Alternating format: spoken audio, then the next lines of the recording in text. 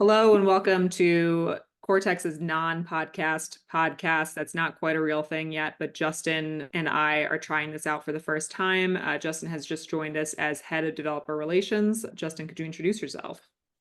Yeah, thanks, Lauren, and excited to be here. Thanks for spending some time with us. Yeah, my name's Justin Reock, new head of DevRel of Cortex, newly minted DevRel function here as of Monday, right? So I'm just as excited to be here as everybody, I hope. My background is primarily in software development. I spent 15 years of my career writing code and architecting systems, and I ended up sort of moving into the advocacy space, like I think a lot of us did, out of necessity. Like we needed somebody who could kind of break down the technical work we were doing to a broader audience. And so I ended up really loving that kind of work. And I focused a lot recently on developer experience and developer productivity. So there's a fair amount of me talking about these subjects over the last couple of years. But looking at what Cortex has really done, really the recognition that we have been evolving towards a solution that is more portal-like, that is more proactive, that is a lot more like what Cortex is offering, was the draw for me. I really want to stay as much as possible on the bleeding edge of these types of solutions, and there's no better place right now. Fantastic. Thank you. And I'm Lauren Craigie. I look after product marketing here. I have never been a developer, so you're not going to hear a ton of opinions from me on developer productivity, developer experience, but I am here to ask Justin really thoughtful questions. So we can go ahead and kick this off. There's no slides, so if you are listening to this, you can go on a walk, take us with you. We can paint pictures with words. We're very good at that. So let's go ahead and start off with a question about developer experience and productivity. What's happening in the landscape right now? What's happening in the conversation? What new is out there that people should be thinking about? This is a really exciting time for this stuff, and I know everybody likes to say that, like the start of the conversation with this, but I mean, this isn't like this is a brand new thing. People have been pondering and musing about productivity for 40 years. We'll visit some of these mid 80s studies that have been done that gave us some of the wisdom that's just feeding into the work that we're putting to practice now. So for somebody like me who's been nerding out on this stuff for a while, like it's really validating to see now we're kind of in this space where you can strike sparks anywhere talking about developer productivity, talking about developer experience. And I mean, I think accelerated digital transformation during the pandemic has kind of fed into this. There's much more awareness at the C-suite level than there used to be around developer experience. And we're starting to see then sort of the inevitable fragmentation come in as more and more people sort of have opinions in this space and tools and solutions to put into this space. But it's all really exciting for everybody, I think, for the whole industry. In the 2020 Gartner CEO survey data, which is a great kind of easy to understand survey format that Gartner puts on every year, where they just ask CEOs simple questions about what's top of mind for them right now, like what are they really thinking about.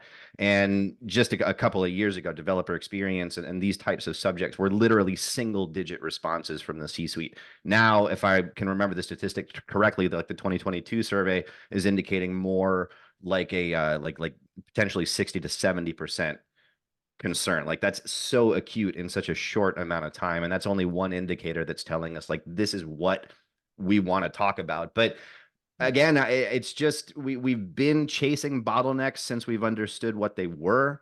And I think now we're just starting to see more mature philosophy coming out around this with respect to software. You've seen like DORA be extremely successful with the work that was done by Dr. Nicole Forsgren and the research team at University of Victoria. Google, of course, ended up picking up DORA, and now it's swiftly becoming commoditized and part of practice. Obviously, those are metrics that are represented by our portal as well. And then even refinements on top of that, like SPACE framework, which are able to take metrics like DORA and extend them even further into painting a story around productivity that might go a little bit beyond the software in some cases, starting to think about efficiency and flow in our state of work, or thinking about the satisfaction with the work that we're doing. Right. So I think it's great because you're starting to see more sort of cross-discipline and maybe more mature thought about what we can really be doing to improve the state of productivity, and how that's just not really any different than improving the state of developer experience.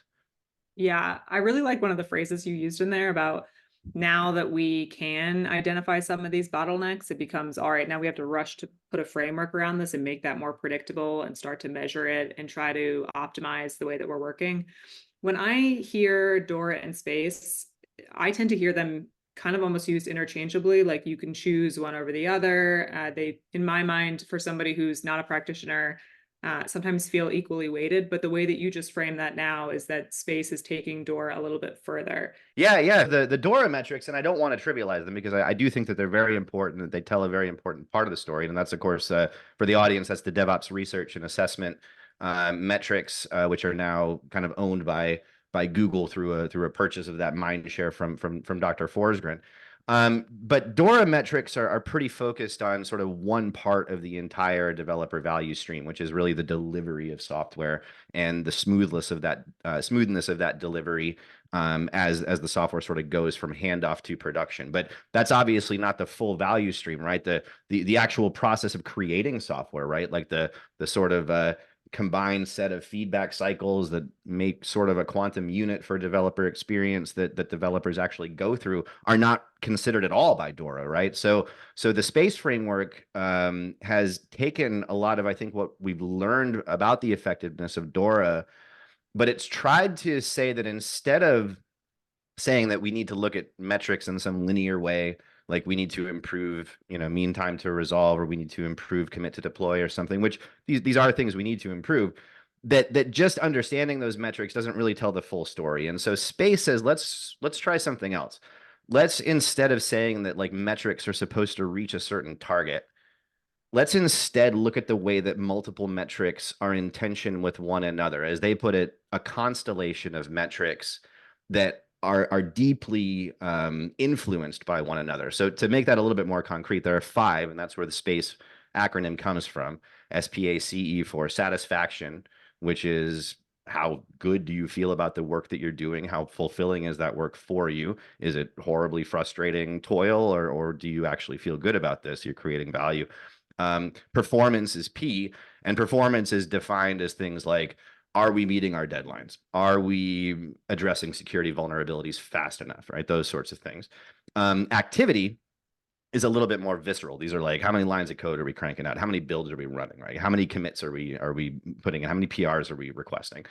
And then C is collaboration, right? So this is, where is the team working together and taking advantage of their strengths? And then finally, E is efficiency, right? And this has been something that I think I'm very passionate about in that keeping developers within their creative flow state as much as possible. And efficiency is a way to attempt to sort of measure that. Now, where I mean that it's important to look at these metrics kind of operating in tension with one another is to never really consider only improving one metric without thinking about the impacts in the others, right? That's tension. So let's say that, for instance, we want to improve our satisfaction metric in some way. We ran some survey and we found out that satisfaction didn't come back as high as we wanted. So we're going to make some change. And let's say we find out that one of the things that developers hate is having to go through some approval gate to do something, right? So they have to like do something and then wait for something to happen. It would be way better if they could just move through that gate and continue with their job.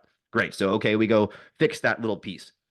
What if that gate was kind of important for quality, right? Maybe there were some bugs that were slipping through or something, and now those bugs are actually going to potentially impact our performance metric, right? It's important to be able to be measuring both of these things because we want to be able to notice that the satisfaction improvement actually led to a small degradation in performance, because that's the real story of what's happening, right? So there's the fact that I think that it's just more realistic to look at multiple metrics influencing one another is part of what I like about the framework. The other thing I like about it is how portable it is too. It's non-prescriptive in the way that it tells you to gather data, so you can kind of be creative in the way that you pull these things in. And I think that part of what sets it apart is that it's not prescriptive about where the information comes from. We can dive into that a little bit too. Yeah. Okay, this is really bringing to life something that I saw a little while back. I don't know if you follow Pragmatic Engineer, the piece that he wrote with Kent Beck. And they kind Yes. of laid out, DORA metrics and space metrics. And I think there was one big quadrant, and some of these were on output or measuring output. Whereas it seemed like space is a little bit more on the process that it takes to get to the output. And it sounds like that's what you're kind of corroborating here, is that it's more focused on the means and optimizing the workflows versus myopically focused on the numbers, which is maybe the direction that DORA started to take us. And maybe we kind of over rotated with that. Does that kind of sound right? I totally think that's correct. I think that one misinterpretation of the way to use DORA, or maybe one sort of pitfall that folks run into when they try to start measuring this stuff, is that they fall victim to what we know as Goodhart's law, right? When Goodhart's law basically says that as soon as a measure becomes a target, Mm. it's no longer a good measure, right? And the colloquial wisdom around this is like, okay, give me 1,000 nails. Well, as a business, I will create 1,000 of the crummiest, cheapest nails you could ever imagine. Here they are. Here's 1,000 nails. Give me 10 pounds of nails. I will create one 10-pound nail for you. It's I can meet these metrics in ways that don't actually match the reality of what's needed. That doesn't always happen with DORA, but it's such an easy or slippery pitfall, I think, for folks who are working on that to fall into, that's something that DORA has learned from and said, all right, well, let's try to make something that's a little bit inoculated against Goodhart's law by building something that can't ever rely on one measure meeting one target, right? That it's Yeah. really more about making sure that as much as possible, these metrics are in harmony and balanced. Yeah. Okay. So good correction there, that it's no one is saying we've moved off of DORA. DORA is dead now is the wrong way to think about things. It was just that the way that it's been interpreted or maybe used in practice has led to some gaming of numbers and maybe not the actual outcomes that businesses care about. I think yes, that's spot on. And then I think also by opening up the way that businesses gather these metrics, it allows us to do something besides just, well, let's just look at some stuff from CD and call it done, or let's just see what Jenkins has written. That's it. Like this actually says, well, let's go beyond the systems even, right? I mean, there's one of the neatest ways I've heard of gathering space metrics that I was just speaking to with one of my podcast friends yesterday, actually, is about just embedding one simple question into a PR form, a pull request form, that matches one of these 5 dimensions. So you're in there anyway. You have to type in something about your pull request. Why not answer a quick question? And then as that data gets aggregated back, it can fold back into one of the 5 dimensions, right? So it just reduces friction in the sense that it's not telling you how to even gather the data in the first place. But to your earlier point about is DORA dead? No, not at all, right? It has a space in all of this and is doing really important things. They're best used together, right? I mean, they're different tools. So. Yeah. I think my biggest takeaway from that was that you have podcast friends and I don't. And I feel like that's something that I would like in We're my going to life. change that very quickly. Yeah. Okay, so we talked about the different mechanisms for some of like collecting these numbers or these processes. Let's talk more about the outcomes and how this data is actually used. What kind of behaviors has following a space framework led to for some organizations?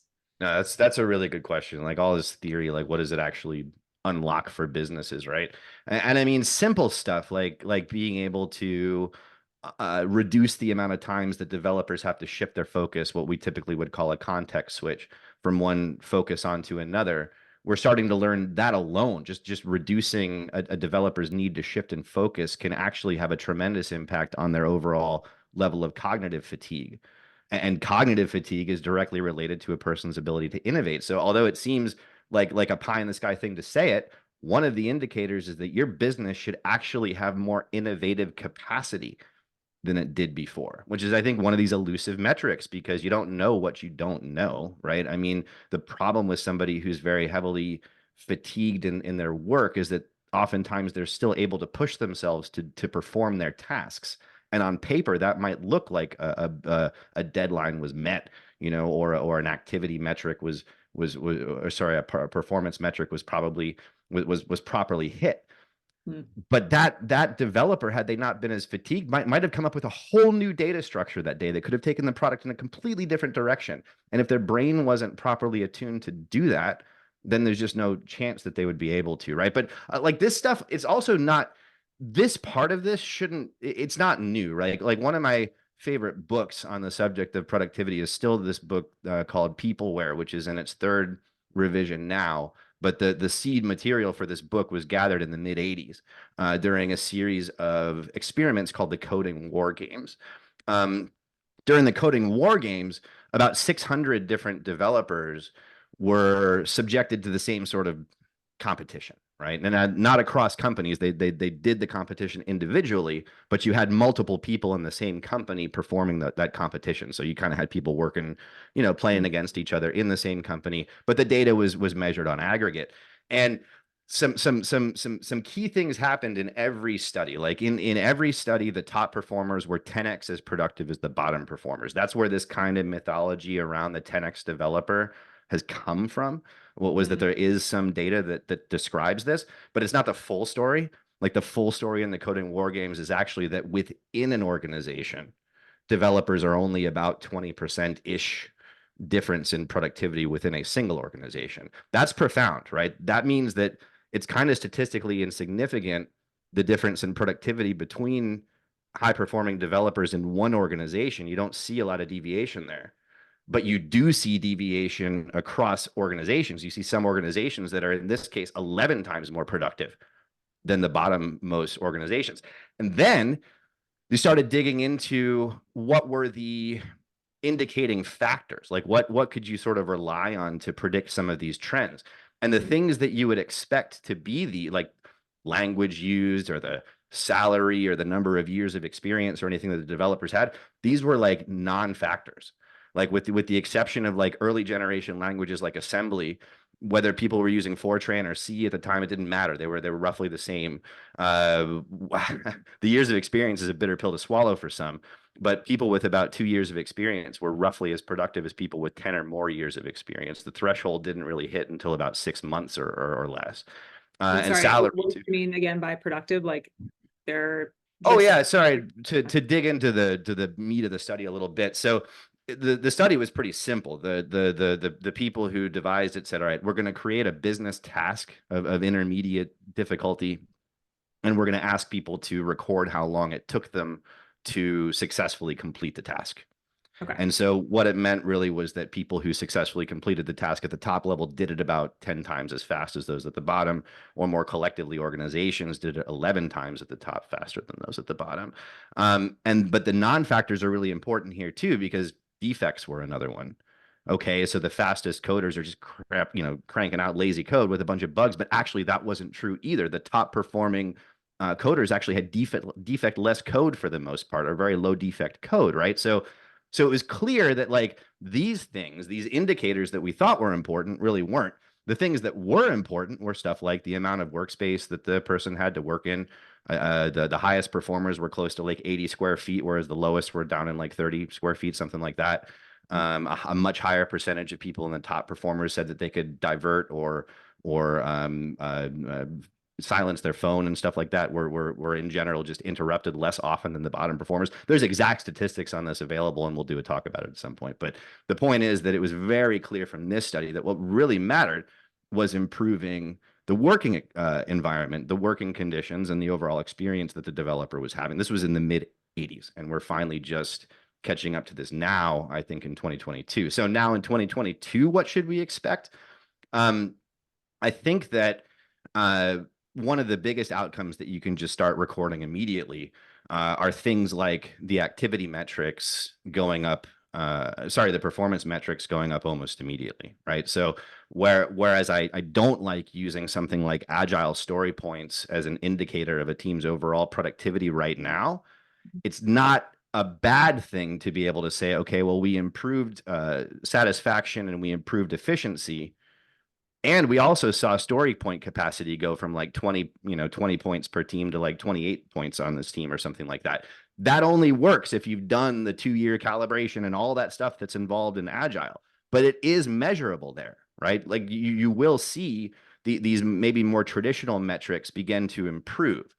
But again, that's symptomatic. We talked in a recent blog about a lot of those things being lagging indicators, and like that's totally true, right? So the new effects and the new behaviors are really way more rooted in quality, seeing better quality indicators for the product, seeing deadlines met more frequently, and seeing an uptick in overall innovation, truly new features, which you can measure through things too by like comparing which of the features from the team came from customer feedback versus organically from the product part of the organization, right?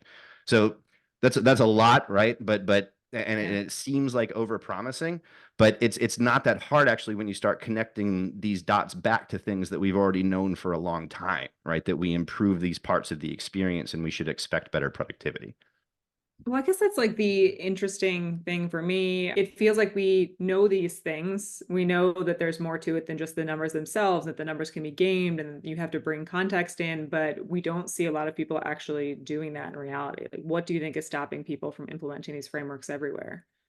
I mean, I think that there's a few things, and I mean that's a brilliant question, right? I mean, if we're sitting here saying it's been 40 years since we've known this stuff, and now we actually have solutions and things that are just available, well, why isn't everybody kind of on this bandwagon? I mean, I think there's a couple of reasons for it. I think that first of all, as much as I say like the effects of these things are easy to recognize, we all know that cultural change is hard, and part of what drives the urgency and change in a transformation effort like this is data, right? It's really hard to just get people to believe on faith that maybe the engineering intelligent metrics aren't looking as good as they could, or maybe developers are stymied by flaky tests or something like that, right? Without actually being able to demonstrate that and to calculate almost a cost of inaction of sort of not dealing with these or a waste factor, it's really hard to drive a type of cultural change where it ends up just being like there's not a full-time focus on productivity, and so someone notices it and says, oh, I should really do something about that, and then maybe they think about it an hour every Friday and then nothing ever happens, right? Yeah. So having the data drives a dedicated focus, right? Again, going back to the portal, right? Why is the portal such a natural evolution of making all of what we've learned in this space more accessible and more feasible? Because it's making it easier to gather these data points, making it easier to integrate with systems that we've already got, right? That we're already swivel chairing and using anyway, to then put the story behind this data to make compelling points about how we drive change in the business. I also think there's another psychology in play here too, and that is that developers are not complaining enough about this stuff. I have spent years now on the road talking to various audiences and developer organizations. I never get any argument from anybody that these things that we're addressing are real pains that are being felt. Developers never argue. They're like, oh, no, I've never experienced. They all experience it, but they seem to have normalized it, inured themselves, like putting on an itchy sweater, like you're used to it after a little while, right? And so, I think that essential to part of this too is really reminding developers like, hey, your experience and the way that you go through your workday is important, and not just important to you on an ethical level, but truthfully, you're responsible for more than 2/3 of the global GDP. Like the code and software infrastructure that you're writing is holding Yeah. up a tremendous pillar of the global economy. All right. You deserve to have a frictionless and toil-free and fulfilling work experience. And we now have feasible ways to make that happen. So I think it's twofold. I think we have to really reach developers and let them know like the world can be better for you. These things that you've normalized as just pain that you have to experience as part of being a developer, it doesn't have to be that way. It can uplift the work that you're already doing, and it doesn't really change the core of how you're creating. It just makes it better and more enjoyable and more frictionless.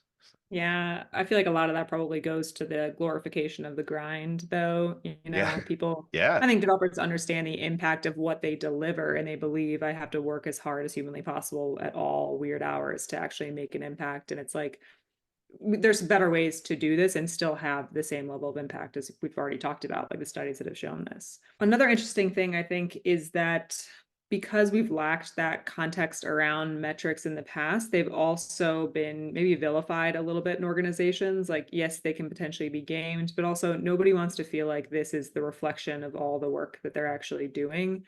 And that's maybe why it's been such a hot topic or contentious topic so far, is like you're just using these numbers to assess whether I'm good at my job or not. We just launched Eng Intelligence recently to bring metrics into the system of record to have more context that already exists all in one place. to avoid that scenario where you're actually using these numbers as punishment in some way, or like Mm. as the sole way of measuring folks. Do you have any other thoughts about that and how portals are starting to kind of change the narrative there?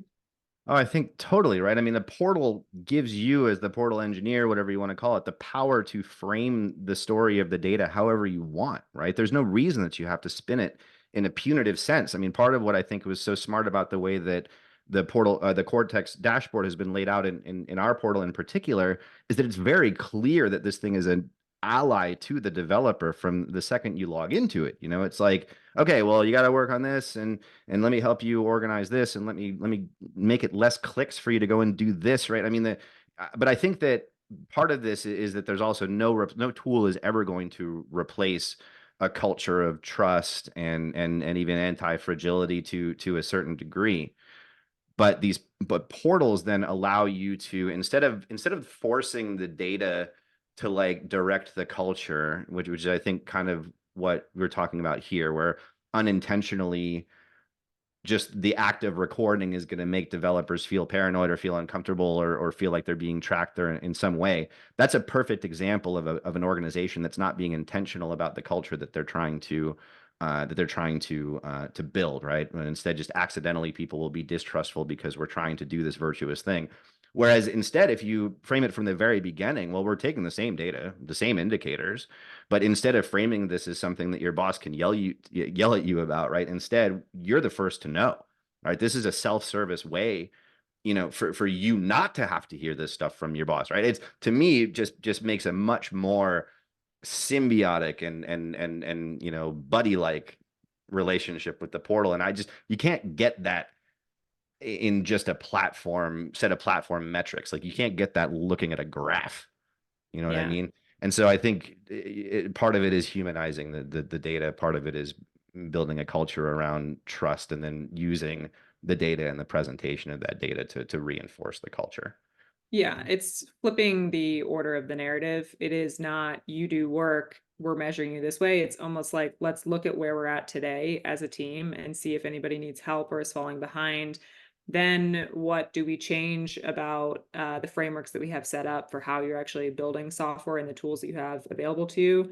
And then kind of going through a flywheel like that versus saying, this is the measure of how well you're doing as an engineer. It's like, no, this is letting your boss know where you need help, like where you need extra assistance or maybe extra folks on your team or more documentation or more tools. A really good example of this is a current customer of ours had done a qualitative survey to better understand what developers needed. And a lot of folks said we have really poor documentation practices, and it does require some alignment across the team to agree that you're going to do this every time. But that was also reflected in some of the numbers as well, is that people weren't ramping as quickly. They weren't able to work as quickly or review things as quickly. And it's because you're coming onto a project fresh, you don't have any context, you go to look for documentation, it doesn't exist, it will necessarily slow you down. And that's not your fault as an individual.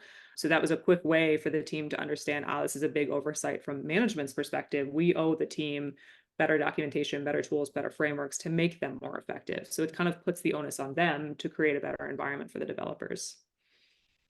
I mean, I think it puts it perfectly, and it also, I think, avoids another potential pitfall where making this data sort of visible creates almost a competitive sense, like, oh, I need to beat this other person's metrics.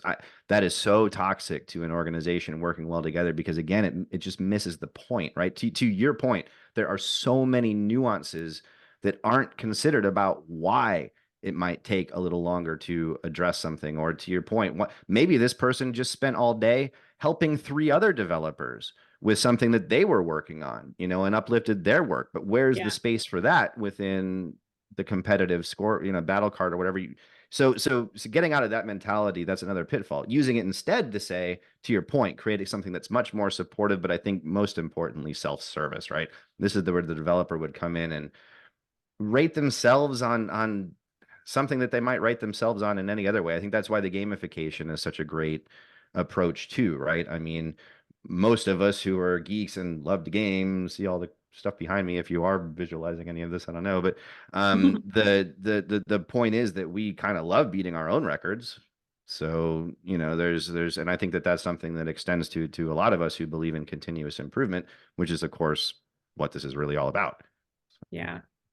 Are there any metrics that you can think of off the top of your head that are useful to track? But not only that, like how can we use those metrics and reframe the narrative to better support the developers themselves?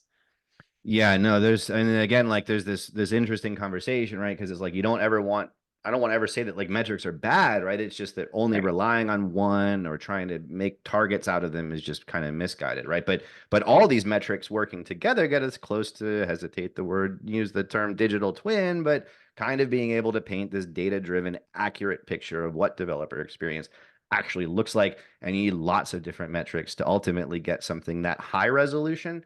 But even just starting with picking a few metrics and visualizing them like today and getting those socialized and getting those out there can create whole departments. You can devise enough urgency to create centers of excellence within the company once just a few of these real indicators are available to you. So more concretely, some of those are things like, for instance, number of rejected PRs versus number of approved PRs, right? Mm. This is a great indicator of like, where's this disconnect happening between the folks who are accepting the work that's being proposed back into the branch and the people who are actually creating it, right? That should, as much as possible, be a lower percentage because people should be writing code to the standards of the accepting board or automation or whatever it is that it's usually bots that are doing all those approvals, right? So that's an important metric. It's easy to pick that metric up today. It's available in all mainstream SCM solutions like GitHub or whatnot.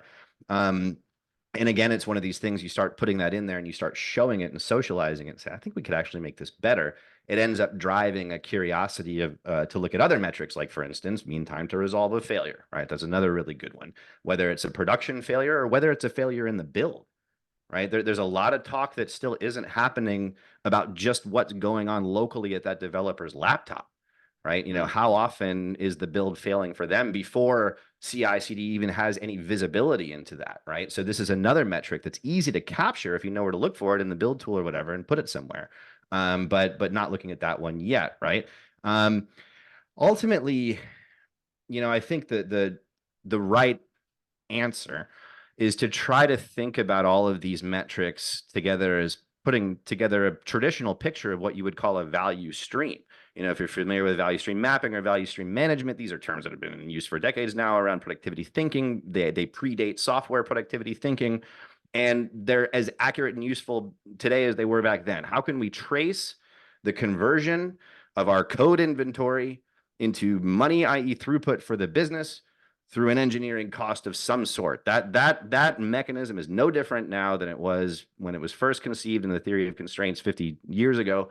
And if you think about then what metrics would it take to paint a picture of that value stream from the point at which the developer is typing code into their keyboard that you are paying for and that energy is being expended to do, up to the point that that is converted into throughput products that are making money for the business and everything along the way. Yeah. Think about the key indicators there. Think about the ones that are causing some of the primary bottlenecks, and then you're just going to spider out from that. So ultimately, mature businesses are going to have metrics that span the entirety of the developer value stream, which is again why portals are so great, because they don't care how many different data points you stick into them. So. Yeah. So I think that this kind of highlights that idea of using metrics for clues rather than conclusions to really be digging into the full workflow, the full value stream. Of course, the way that you just described that with, from the second developer puts hands on keyboard all the way to delivering something and really kind of digging into that whole process, that is going to sound overwhelming to some folks. I think we like to believe that we have the luxury of like investigating every individual context around each person and each team, the things that they're facing, the things that they're working on. Maybe that's also why folks have not implemented something like this to date, is that it's really difficult to scale that. So I think you probably saw where this is going. How do you think that Cortex actually helps with that? I think it's like it's perfect for where it is right now, and it leaves all this great room to grow too, right? In that that you are right, it is overwhelming, but it's also not something that you have to do right immediately. You don't have to pull in every single metric. And it's also not a great idea to do that because this stuff is still being considered. I mean, I mentioned earlier some of the work around University of Victoria. I want to have more discussions about that later, which we will. But these research groups are just throwing off new metrics, new ideas like all the time that are then getting picked up and actually tested in the industry and then being commoditized as part of this field of study, right? So also, I think that Cortex has not only done a good job of curating the current set of metrics and making it easy from an API perspective to ingress that data and to present the data and to personalize that data, but it's also made it very easy to just adapt with agility to the metrics that we've decided as an industry are important 6 months from now and a year from now and 5 years from now. Because again, like I think we started this conversation talking a bit about, we didn't use the word volatility, but about all of the activity that's happening in this place right now. So yeah, I mean, I would say, of course, Cortex, and I am a little biased wearing the colors and happy to be at the company, is I think doing this better than anyone. But I would also take a step back and say that the concept of an internal developer portal is just a logical, natural extension and most elegant solution to this overwhelming problem of metric fragmentation and disorganization. Yeah, I mean, we can definitely include the blog that we had written to that effect in our show notes. Do we call them show notes? I'm going to call them show notes. I like show notes. But just that idea that whatever the solution you're going to go with, eventually we're all going to reach a place in the market where all IDPs are going to be home to where you're doing this metric analysis, because it only makes sense to do it alongside context. And it's really the only way to scale that process as well. So looking forward to see like how the space changes in the next couple of years, but it sounds like there's still a lot more on the way. I mean, I'm looking forward to seeing what's happening next week. So yes. All right. I think that probably does it. This was a really great conversation. Thank you, Justin. Absolutely. We will add some links to things. You actually mentioned a lot of really interesting studies that I feel like people would want to read up on as well. And so I'd love to include those. I think you mentioned a book, Peopleware. Was that it? Peopleware, that's right. Tom DeMarco, Timothy Lister. We'll throw a link in for that. The studies too, the coding war games, and maybe some write-ups on space and DORA as well. Yeah, I think that would be great. Also, I need you to explain to me what a digital twin is. Am I the only one who doesn't know what that is, or is it like a common phrase? You know what? I think it's like it's one of these like common, not common things, like but when you actually start thinking about what it is, the first time that I heard about it in context was like in real context was a project that Toyota and Nvidia paired up on to create a completely virtual Toyota fabrication plant that was accessible via AR glasses and real to the point where you could tweak stuff in the simulation and it would make production line changes in the simulation that would map to what would happen in real life if you made those same types of tweaks. So the idea of a digital twin is just that. It's a data-driven construct that paints a full simulation in as much resolution as possible of something physical or something real for the purpose of running very fast simulations against it, right? You've seen all this kind of stuff, and there's A/B testing, marketing stuff, all those like small digital twins of the ICP pool that you're trying to hit or whatever that is, right? This is like really a similar concept for in this case, we're looking at how could we paint a digital twin of developer experience through data, and then more importantly, how could we tweak that and make experience without messing anybody's life up and figure out what does work and then execute on it. That was incredibly comprehensive. Did you read that off something? I absolutely did. Yeah, I just have it available at every point, my digital twin definition right here. So no, I spent too much time thinking about this stuff. That's the truth. So. All right. Well, that means that there's probably plenty more of these sessions that we can run together, and I'm excited for all of those. But I think that does it for this one. So I'm going to hit the end button in a second. But thanks everyone for listening in. If you watched, thanks for that as well. Let us know what you think. Have a good holiday break, weekend, evening, morning, whatever it is for you. Thank you.